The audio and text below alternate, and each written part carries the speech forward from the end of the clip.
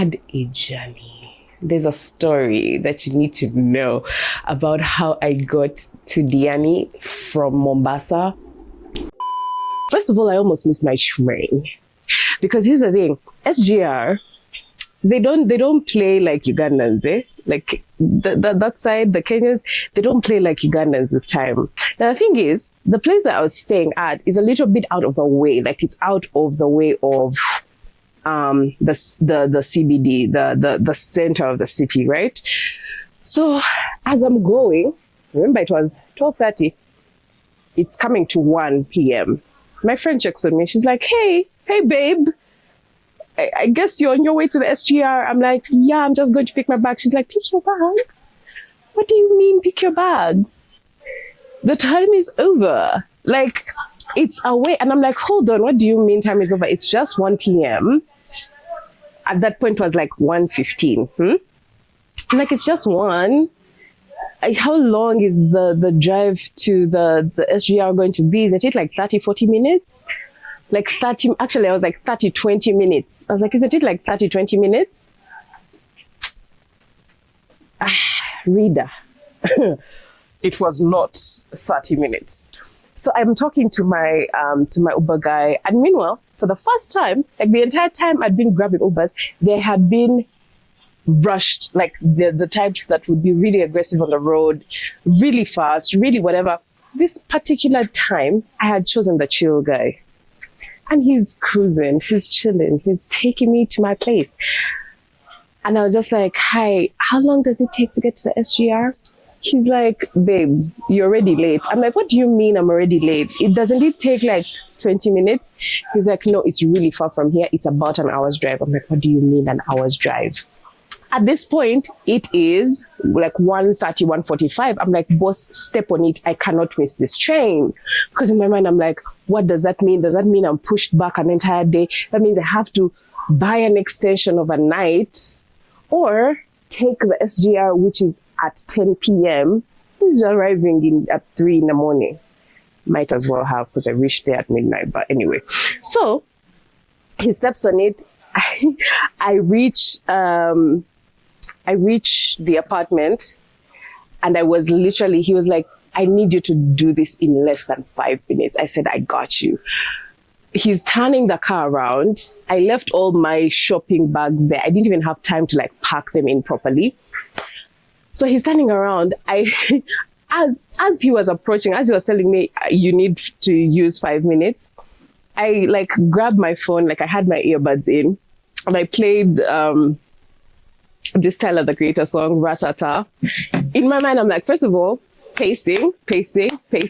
But secondly, I was like, by the time this song is done, by the time Noid starts, I need to be in the car, okay? The car needs to be moving. I said, fine. Good thing I had packed the other bags before. Like I had already left them zipped up and packed and everything. I was hoping to have come back, packed my things into the bags, and then continue to go. Again, we couldn't. So I grab my bags, I'm leaving, I'm running. I get into the car, paranoid is just starting. I'm just like, so we go. We had to take the expressway to make sure that we got there on time. When I tell you I reached at 2:49, you have no idea. At this point, it was so like high adrenaline, so high energy. I had gotten an asthma attack, very conveniently. So I'm like, the entire time running. The other guards that had helped me before had a point where they couldn't pass. So they had left my bags there, tipped them, and I was now carrying my bags myself. And I'm just like, remember, it's 10 minutes left. Now, the SGR station is like an airport. Like it's freaking nice. So like there's like levels, you have to go up, you have to go down, you have to do this. And I'm just like, I literally can't. So I look at one of the other guards in this other section and I'm just like, I need help. So they grab one of it was like a kid was there. He came, he grabbed the heaviest bags. then he takes off. Like for him, he just went. He's like, you'll find me. And then I am like struggling onto the whatever. When I tell you that of course I would try to run. I couldn't run. I was like trying to hurry, but like my chest was like it was like this. I almost failed to enter the bus. I entered within seconds. I don't even know if like the car I entered was the right one for my ticket, but I entered. And I just like, this guy had reached a point where he even put the bags inside the train. Like that's how bad like my situation was. And I just jumped onto the train. I showed the guy my ticket. And I like, you know, one of those things. And I saw someone recording from the window with this thing of, oh, look at the latecomers. And I was just huffing and I was like, yo. So I sit down in the chair. Everyone is looking at me. They're chuckling a little bit with this thing of, oh, look at her. She was running.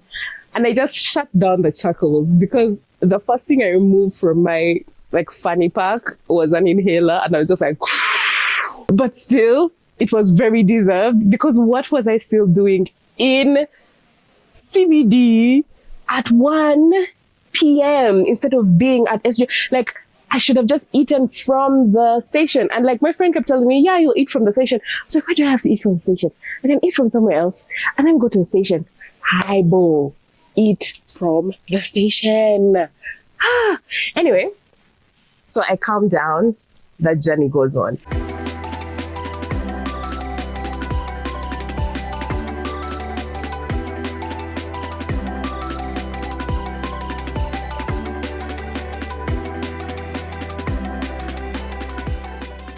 Once I reached Mombasa, it's 8:30 p.m. There was an issue of miscommunication, lack of communication. Because my Airbnb host was like, oh, we have arranged transportation for you. So I call her like, hey, I've reached the station in Mombasa. Where is the transportation? She's like, one of those shuttles can bring you to Diani straight to so-and-so place. Like she told me the place that I'm supposed to reference. I'm like, actually, she did not tell me the place I'm supposed to reference. I was like, okay, cool. Let me get one. Cause she was on a move. So I'm like, text me the location that I'm supposed to say. She did not text me. So I go into this swarm of like, there are guys with placards saying, you know, we're going to, this side of Mombasa, we're going to Nyeri, we're going to where? And then many of them were like, oh, we're going to Diani. But the thing is, there are different kinds of cars. There are those that were shuttles that were like essentially a taxi. Then there are those that are like private cars. Now, I walk into the swarm. They're like, you're going to Diani? I'm like, yeah, I'm going to Diani. They're like, where exactly? Because they have the ability to drop you right at your location. So while they say, where exactly? I'm checking my phone for the text. It's not there. I call her. So while I'm calling her, one of these guys corners me. He's like, yeah. She's going to Diani. No. Leave her alone. Let her take her phone call. And in my mind, I'm like, this guy he's cornering me, but I think he might be a singular cab. I'm not taking a singular cab. I'm taking a freaking shuttle. Because a shuttle was supposed to be about 800 shillings, give or take 700 to 800. Now, she tells me the place. I'm like, cool. I turn to him. Meanwhile, we have walked away from the main entrance of the parking lot. And he's like, no, let me carry your bags for you. I'm like, okay, cool, carry the bags. He carries the bags to his individual car. He's a cab man. I say, cab man, how much do you want to take me for this 1 hour ride? You do know how much he said? He opened his mouth to say 5,000 shillings. 5,000 shillings. Now, I don't want to be pedestrian about this, but like, how many margaritas is 5,000 shillings? Too many margaritas. Too many margaritas. No. Compared to 700 and then 5,000, I want the best deal. Especially the fact that I'm traveling at night. There's no views. There's no the comfort thing is just not important to me at that point. Oh, how I will regret those words, because comfort is very important to me after the journey I had. So I walk back into the crowd of shuttles. Now the thing is, these guys did not have the placards. They were just yelling. They were just desperate to get the last of the clients. I said, okay. Someone stops me. They're like, where are you going? I said, I'm going to Diani to Tandoori. They're like, oh, dear. Oh, okay, you come here. I said, how much? They said 300. Like, 300? 300? Let's go. Famous last words. My goodness. So I sit inside the car. Good thing I did not sit right at the back. I'm very used to sitting like at the back of like a situation, either at the back or the very front. But I sat like close to the conductor, right? So we're moving. We get out of the jam of the people who are leaving the SGR station. And we get on the road. I assume heading to Diani. So after some time, this guy turns around and looks at me. He's like, where did you say you were going? I said, I'm going to Diani to Tandoori. He said, are you sure? I said, yeah, I know where I'm going. He turns around, he gives quiet. Then he said, you said you're going where? I said, can you read a map? You can see a map? He's like, yeah, I can read a map. So I show him the map on my phone, directly showing where Tandoori, is. He looks at the map. He's like, oh, okay. He turns back around. The car is moving. He reaches a point, tells the driver to stop. He gets out. He's like, you, Hapa. I'm like, huh? I'm looking at the map. It says I have an hour to go. It's like, Hapa, Hapa. I get out of the car. He gets my bags out of the boot. He puts them down. He says, take a tuk-tuk, it's faster. Tuk-tuk, it's faster. He gets into the car and leaves. Again, it's 9 p.m. Like, I was just like, what is going to happen to me at this current point? So where he stopped me, it was like a tuk-tuk station.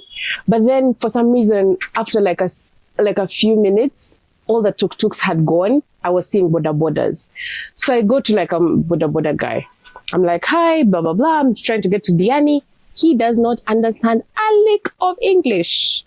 He does not understand when I show him my map. I say, Diani. He's like, Diani. He's like, oh, na. Another boda guy comes. This guy knows English. So we talk. He said, I ask him, how much is it if you take me? He's like, 1,500.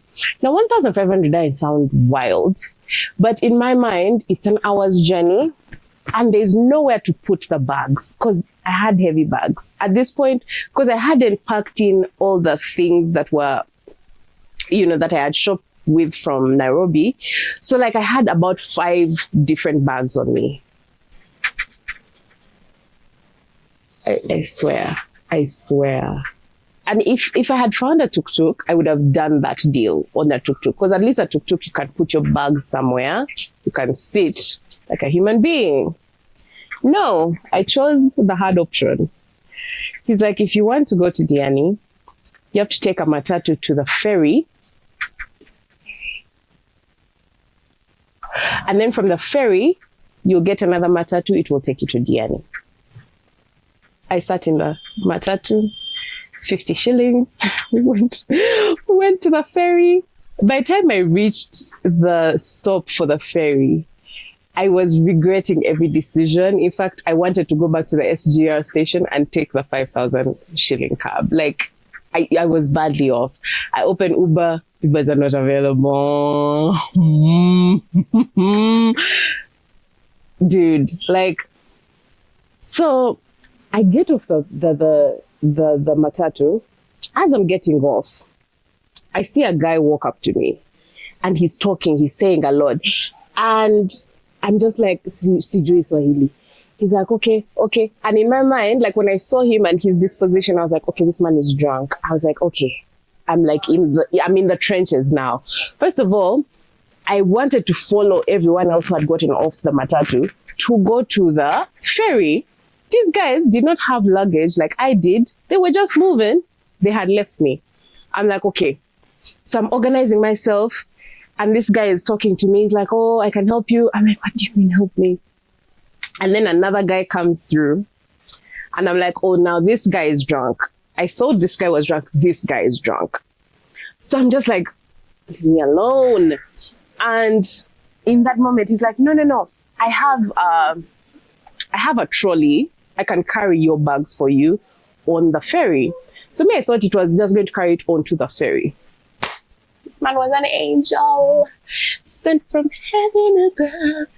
Put my bags on the trolley thing. He walked with me. He was talking to me. He was like, kind of like, what happened? How are you? How did you end up like this? Like da da da. So I'm, narrating my entire thing. So we go. We get onto the ferry. It was nice. It was a short ferry ride. Get to the other side, get into another matatu, which ended up having to take us into another matatu, waiting until the entire thing was full. Like, I'd never been so impatient in my entire life. Like, in my mind, I was just like, I almost hit that point of like, I'll pay for the rest of the seats. Like, let's fucking go. But I just held it in because in my mind, I'm just like, you know what, you've come this far. You have come this far. You might as well just finish the entire ride.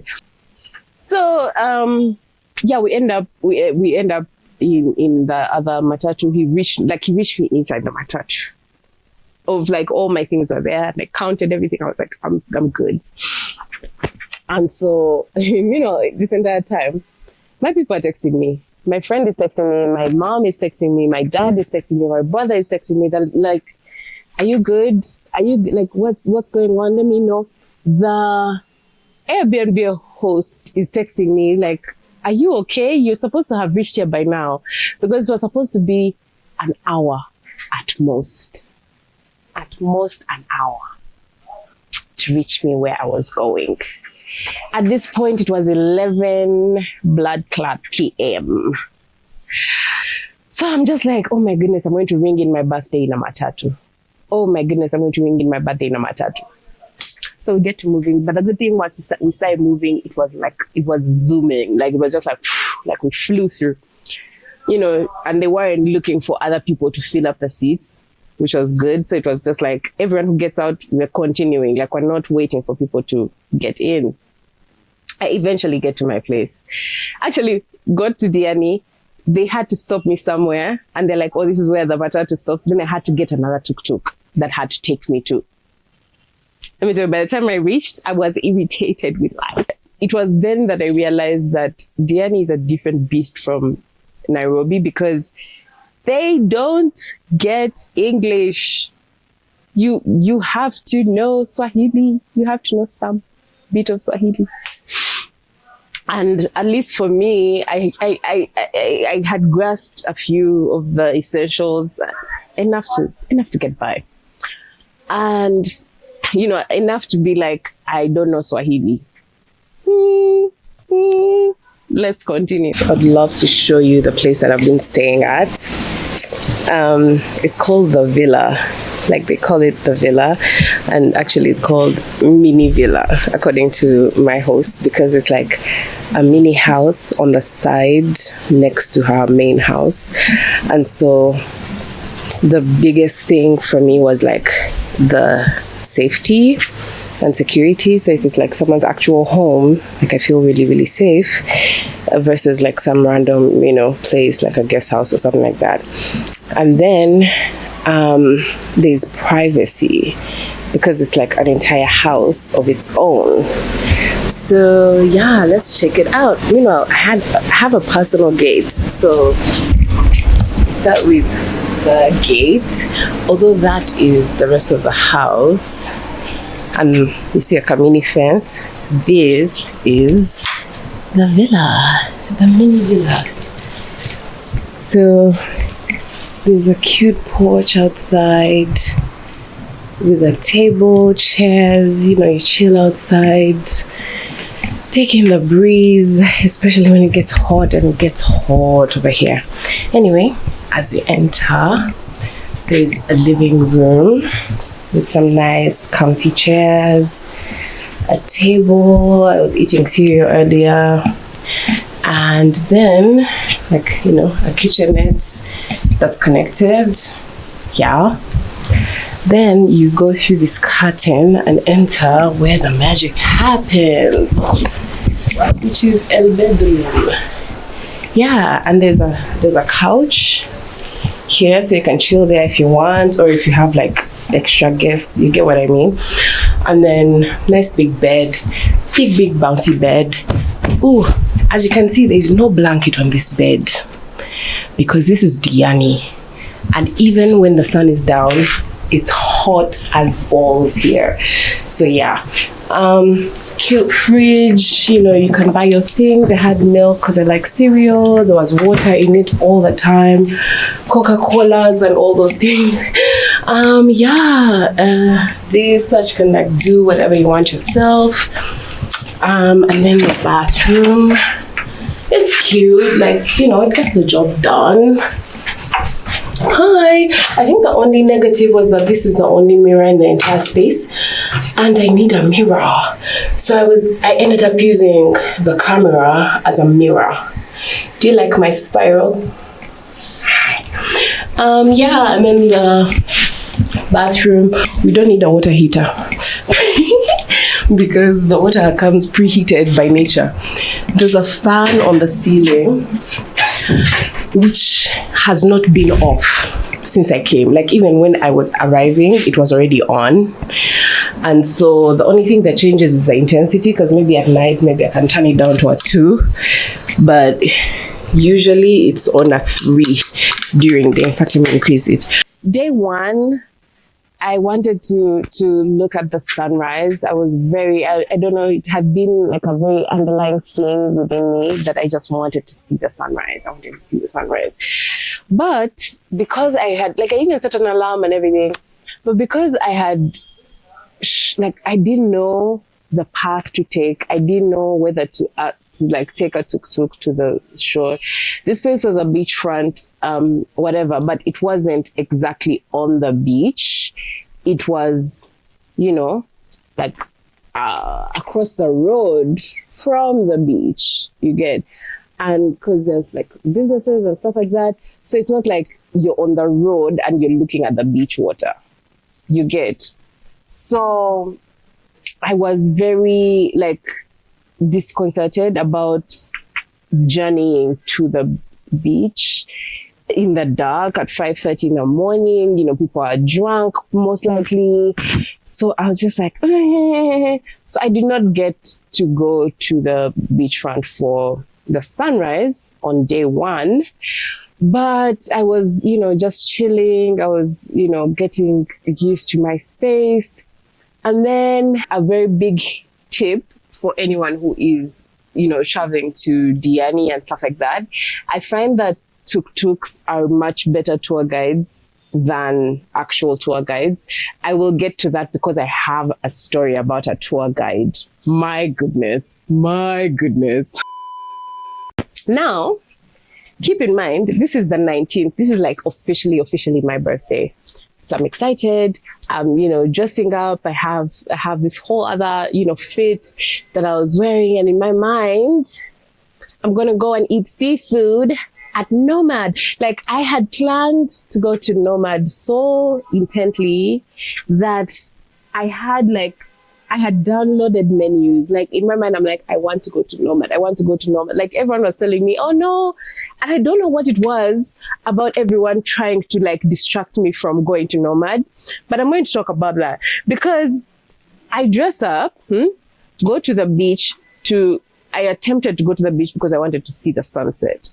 Turns out the sun was setting on the other side And I could not be asked because at the core of it all, I wanted to see the water. Like I wanted to see the ocean, you know, to meet Indiana. So I sit down, like I'm chilling. I did not even sit down. The moment I entered, someone was like, "Oh, welcome, karibu, da, da, da, da, da, da, da. You know, what do you need? Do you need this? Do you need that?" And I'm just like, I just need to see the water. You guys, when you're in a place like that, and I think a tourist heavy place, I think it's really important to know when to like put your foot down, because I got so derailed from my original plan. It was not even funny. So while he's like talking my ear off, I'm like, okay, you know what? Let me make use of you're saying so much. Have a camera, take my photos. So he's taking my photos. They did not even come out well. The lighting was no. But you know, we're there. He took my photos, blah blah blah. So as he's taking my photos, the Maasai men arrive. They're like, aha, our customer, how are you? They will first like it's such a beautiful expression of salesmanship, because they don't go straight into the sale.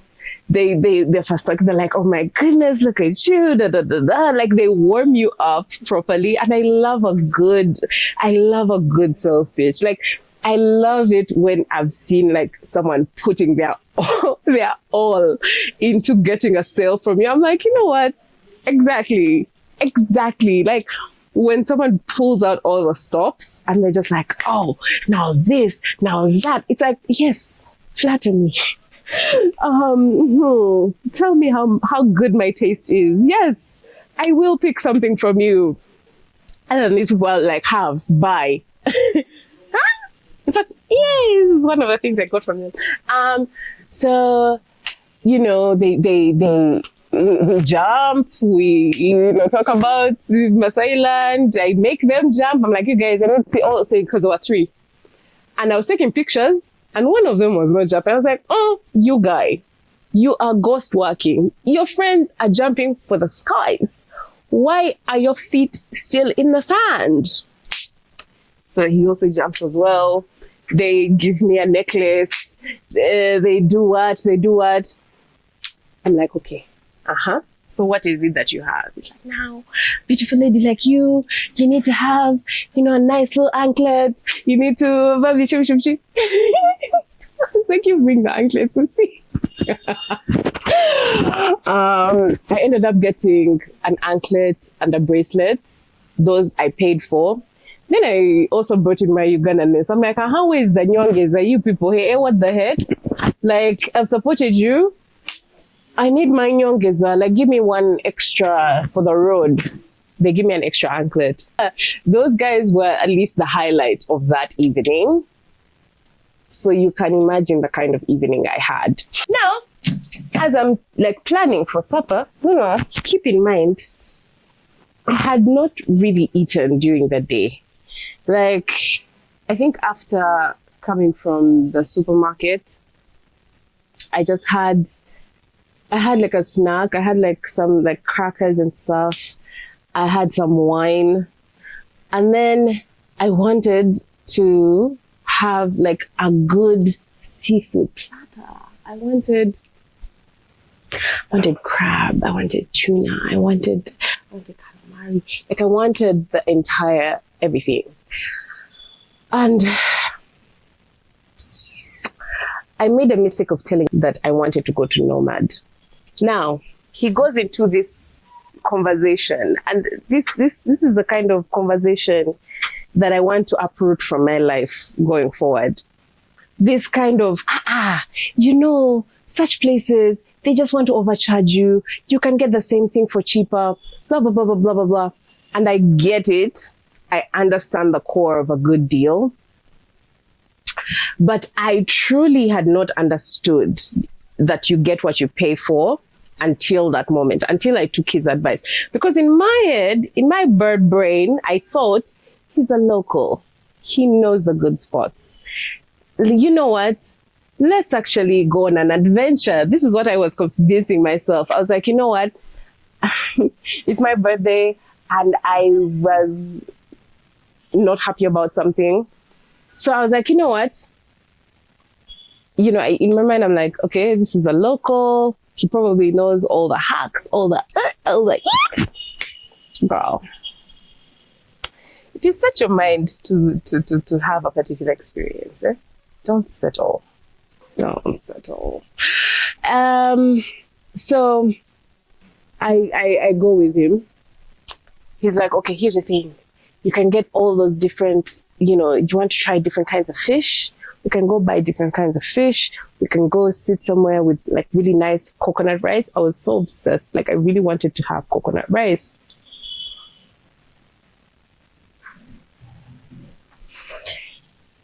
We enter tuk-tuk.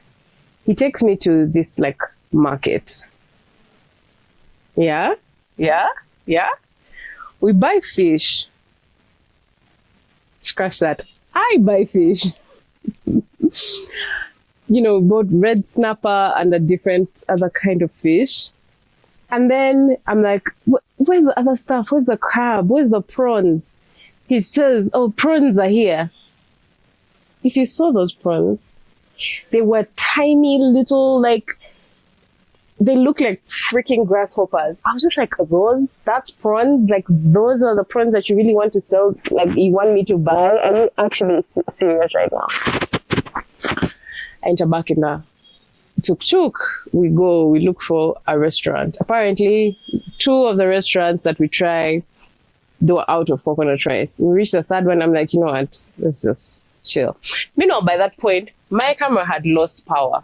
And I wish it hadn't. Because you needed to see this place that this man took me to. And I was just like I'm all, huh? And I was even debating whether I was going to tell this story, but I need to tell this story because this detour was the most pointless, most irritating thing I had ever been on.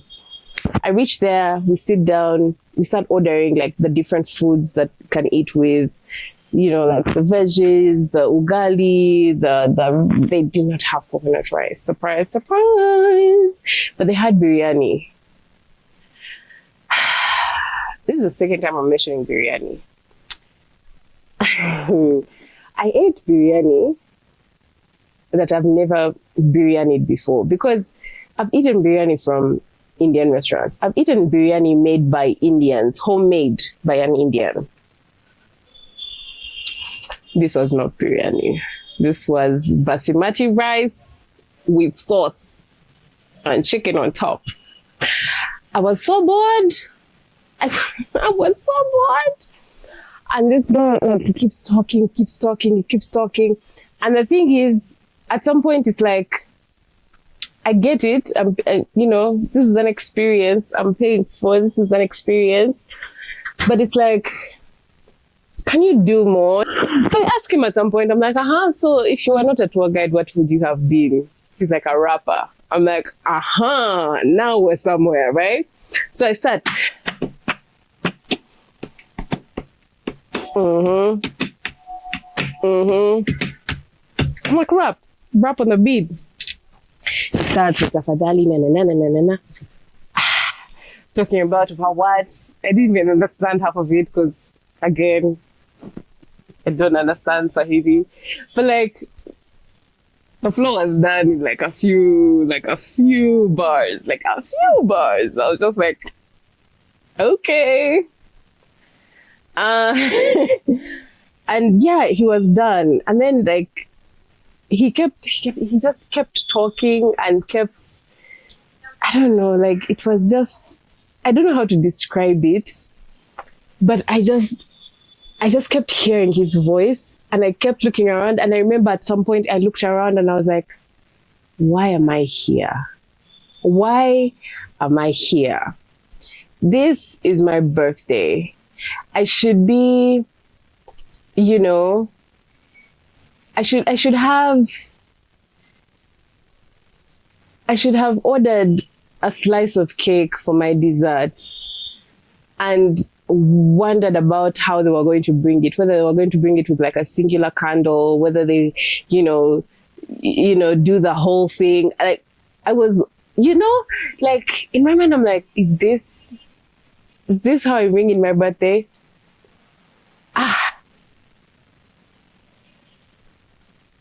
Yeah. So is it really your birthday if you don't cry on your birthday? Tears fell, and I don't know if I'm going to keep this in, but I reached a point and I just said, where's the bill? And then I just paid. I gave him a tip of like 200 shillings to get him home, and I left. I was so disgusted. I was so irritated. Like, that point where it just hits you all at once. Like, why am I here? I couldn't tell the difference between the taste of the fish because they were both smoked fish. Of all the types of preparation of fish, smoked. I was so disappointed in the entire thing. And so, I had to play. Meanwhile, this guy was playing at something else completely. He was playing at something different. And I was just like, I'm not interested in seeing where this goes so I paid him. I paid for the food, grabbed my bag and left. Got a tuk-tuk, told them to take me home. And now I had one more day to make Diani work. Next day, I wake up, I get up. I wanted to go to a different beach resort, but it was, I think they had like a private event, blah, blah, blah. So it was closed. I said, fine, very good. So I get into going to Nomad. Now this time I meet a tuk-tuk guy called Lenny. Shout out to Lenny. Lenny is the best, by the way. If you're ever in Diani, I'll give you Lenny's number.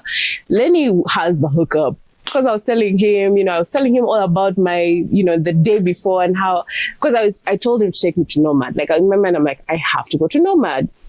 Keep in mind, this is morning hours. So I was going for breakfast and I was not necessarily going to get like the seafood platter that I had wanted, but I was going there. So I'm asking him, about, what are the nice places to go to? Like, and when I say nice, I mean, what are the nice places to go to? So he's giving me the lowdown. We go.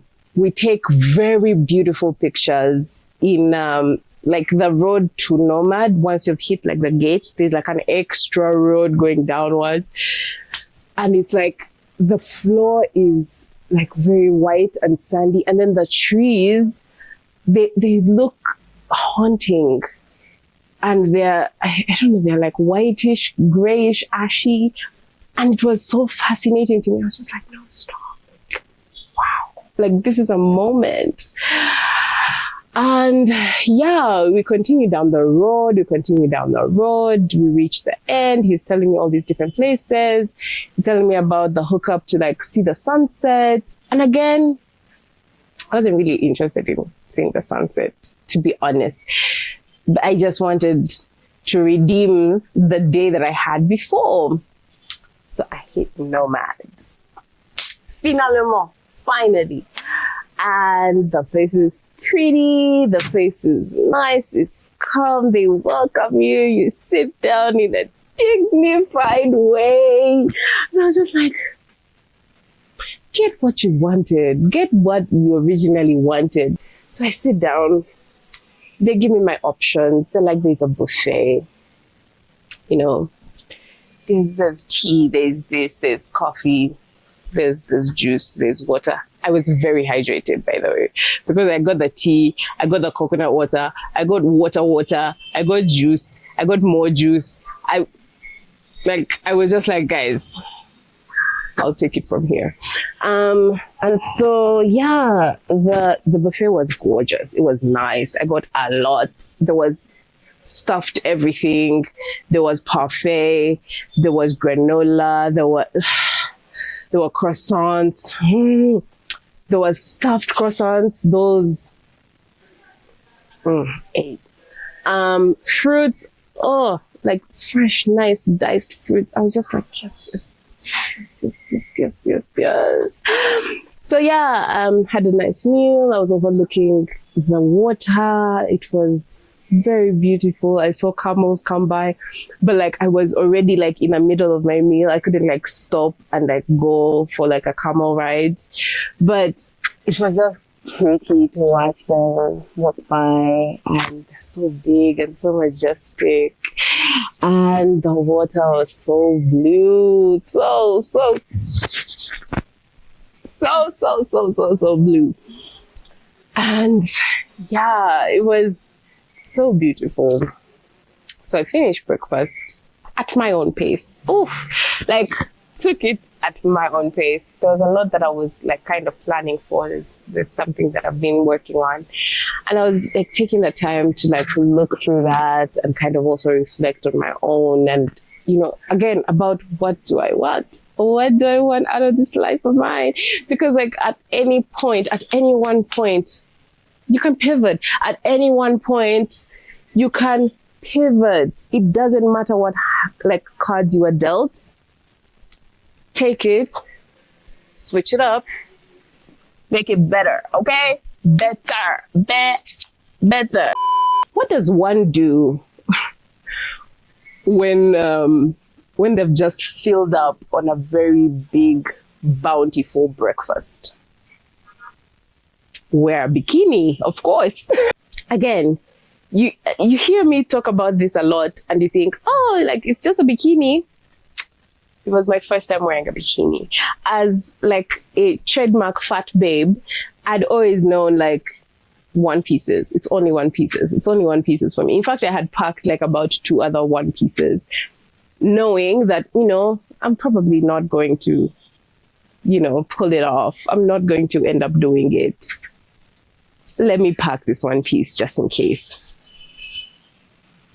I wore the 2-piece. Went to the beach. So as I'm wading in the water, someone sees me from the other side and is like, hey, do you want to go to the reef? Like there's like a little reef type thing. I'm like, what's that? What is that? So it's like, no, we can like walk across to there. And it was like walking through the water. But apparently because the tide was low enough, there's some part of the reef that had like come up, that was visible from the top, and like you could actually explore, and you could explore like sea life and stuff like that. And he's like, let's go. I'm like, yeah, let's go. And so we walk there, and we see all these beautiful animals. They were very tiny. This is the sea action. Yeah? Okay. The white here, the white here is the mouth. Yeah. Okay. Yes. Normally they have five teeth. They're also eating sand and seagrass. Okay. And are these painful? This is painful if you step on it. Yeah. You can touch it. Yeah. Why is it moving? You can touch. You can just like that. Oh. It keeps moving. Oh wow. We have 5 types of sea action, yeah? But the mama sea action, you can't touch it. It's very poison. Okay. How do you know the mama? The mama is very dangerous. It's very big. Oh, very it's big. It's very beautiful. Okay. Is the mama around? Yes, if my friend found it. Oh. Okay. Marelucci.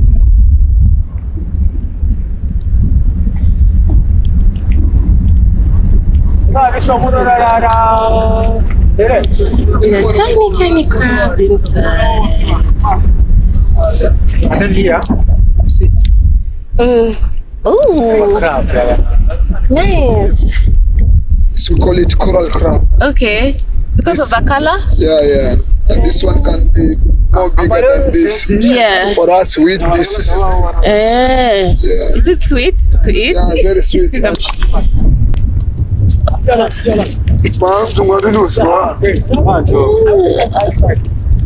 Yo, the salt water,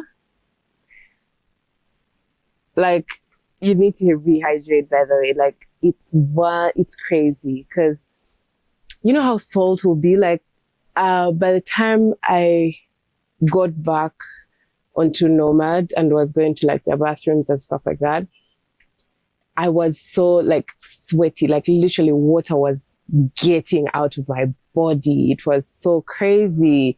So like, yeah, you have to rehydrate, like not just like sippy sip, but like chug that water. So let me just go into like the few must do's and like the differences between Kenya and Uganda. The number one thing that I found so different between Kenya and Uganda is their Ubers. Their Ubers are so freaking convenient. Like, I will put in my location. I will put in the location of where I'm going. Why does someone need to call me and ask me about where I'm going and where I currently am? Hello?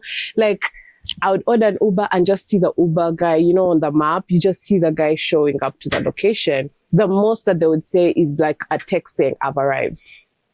And I was just like, oh my, I've been charmed. I love this city. And it wasn't just one person, not just two. I took quite a few Ubers and all of them acted the same exact way. Like it's just because it was just that in an instant, it was maybe in an instant where I wasn't like completely ready, like I was still up in the apartment or something like that. And then they call, that's when they would call, like, oh, like, where are you? Blah, blah, blah. But like the entire thing of, hello, yes, are you, okay, where are you going? Okay, but you're going here. Okay. These days, the Ubers in Uganda don't ask for extra money, but sometimes they do. Like once in a while, they will ask you for extra money. And you're like,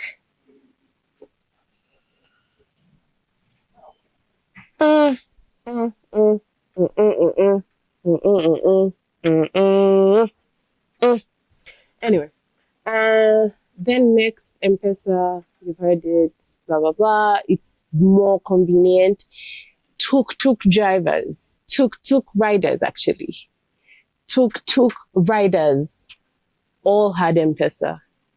Like you didn't have to carry cash. Like I think cash was more convenient, especially for tips.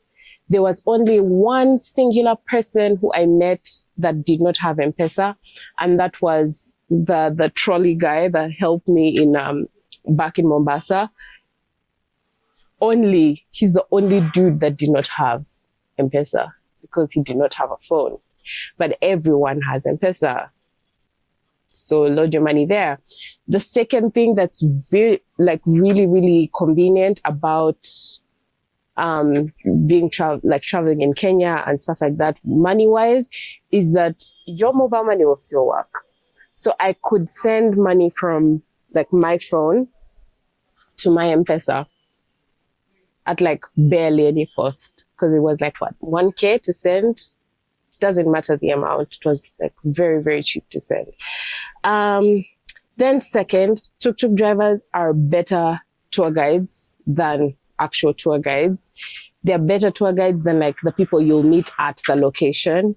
So if you find a tuk-tuk driver who you have good rapport with, ask them the questions. Like, and the thing is, it's very non-committal, because it's just like, you're taking me to this place. Let's chat about this area. You know, tell me what's the tea. But if you're to go to someone who is like, let me take you on an excursion, they're already trying to get at minimum 3,000 shillings from you. So, you know, like they're never going to give you the best recommendations. They're never going to give you the best of the best. But a tuk-tuk driver will be like, you know what? If you want to turn up, go here. If you want to go here, go there. If you want to do this, do that. If you want, you know, the best of this, do that. Like they know the plug. They know the whatever. Then In Nairobi, you can get by without speaking any Swahili. Diani though, yay. And then, and in fact, I remember I don't even know what I was saying. And this happens to me sometimes, even in Uganda sometimes, where I'll have like a full conversation with this person. And I'll ask myself after that conversation, how did I know to string all these different words together to make a very coherent conversation? But like, I'll have the conversation, especially if it's like a local of like, if it's not this, then we're not having this conversation. I'll have the conversation. Like and it happened to me about like 2 times when I was in Diani. Because again, Diani, they'll just speak to you in Swahili. And at some point, there are things that I just understood from like context clues. I mean, duh. But having a full-on conversation with someone, a mini conversation though, it wasn't like a whole thing, but I never spoke a word of English in that conversation. And I was just like, okay. Yeah, so like, I think if I had like a month there, I would come over unanini, like, like no problem. The next, I think, most important thing to know when you're there, hydrate. It's so hot. It's so humid. The salt water is so salty. Hydrate.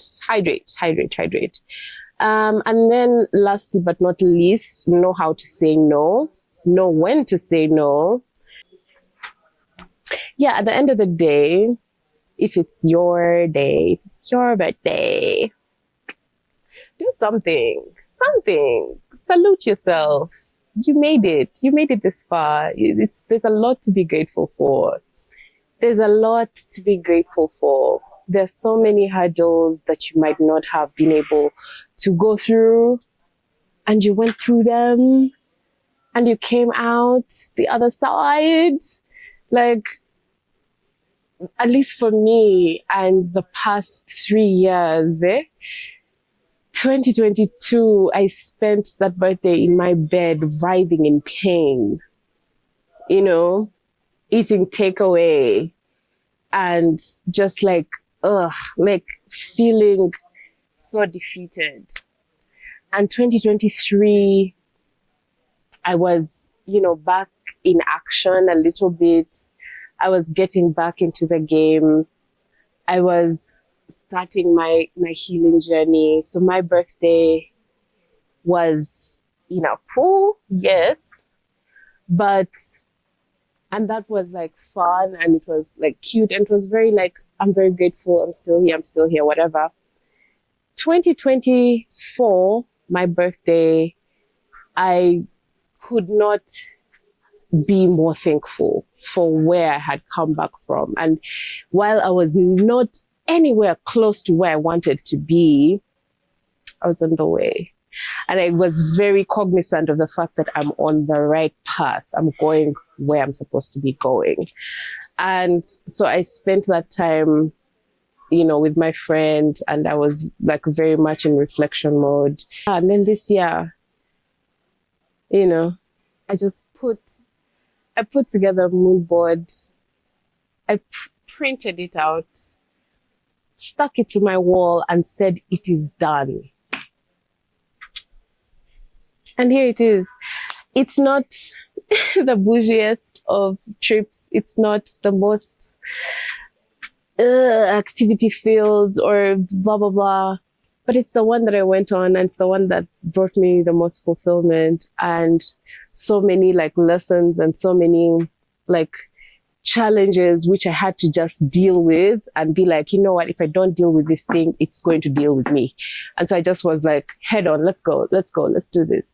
And it's reinforced for me, again, it's something I know I have, but it has reinforced for me the kind of person I am, the kind of resilience I have.